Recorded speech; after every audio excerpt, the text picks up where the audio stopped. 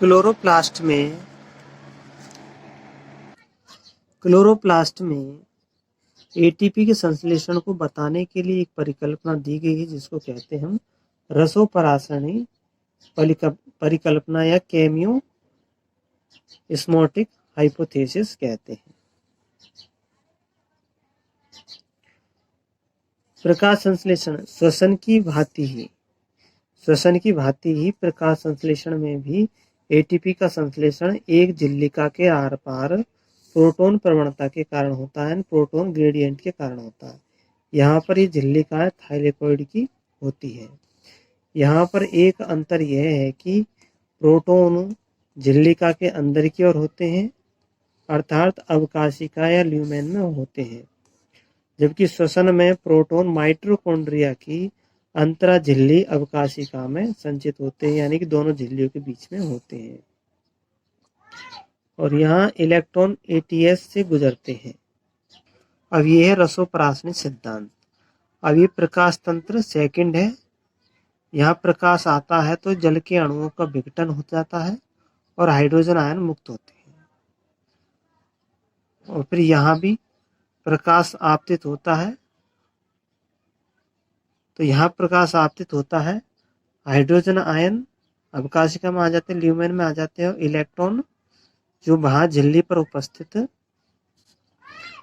Plastoquinone में चला जाता है। लेकिन प्लास्टोक्विनोन इसको लेता नहीं है क्योंकि इसको यहाँ जो स्ट्रोमा में उपस्थित प्रोटॉन इस इलेक्ट्रॉन को ग्रहण करता है और जो प्लास्टोक्विनोन है वो प्रोटॉन युक्त प्रोटॉन को ग्रहण करता है, इसलिए एक साथ में प्रोटॉन और इलेक्ट्रॉन प्लास्टोक्विनोन में जाते हैं। और प्लास्टोक्विनोन जो हाइड्रोजन को साइटोक्रोम B6 को प्रदान करता है, लेकिन साइटोक्रोम B6 जो है साइटोक्रोम B और F ये इलेक्ट्रॉन को ग्रहण करता है, हाइड्रोजन को नहीं ग्रहण करता है, इसलिए हाइड्रोजन आयन अवकाशिका में आ जाता है और जो इलेक्ट्रॉन है इसको प्लास्टोसाइनिन को दे देता है और प्लास्टोसाइनिन फोटोसिस्टम फर्स्ट को देता है।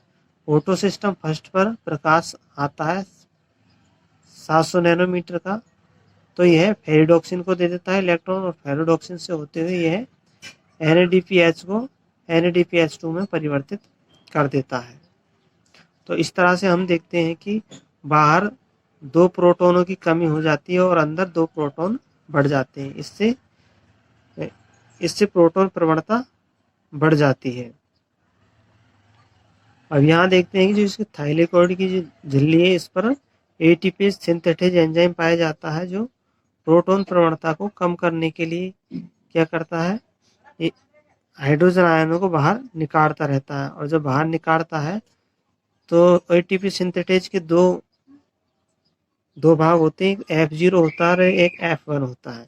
F0 झिल्लिका के अंदर धंसा रहता है और F1 बाहर होता है। जैसे ही प्रोटॉन आयन बाहर निकलते हैं इस मार्ग से हुए एक नलिका का निर्माण करते हैं F0 कण।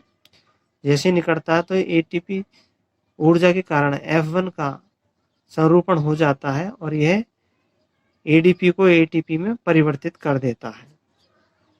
इस तरह से प्रोटॉन प्रवणता के कारण ही एडीपी से एटीपी का निर्माण होता है और ऐसी स्थिति श्वसन क्रिया में होती है, वहाँ भी एटीपी सिंथेटेज इसी तरह से प्रोटॉन प्रवणता से एडीपी को एटीपी में बदलता है।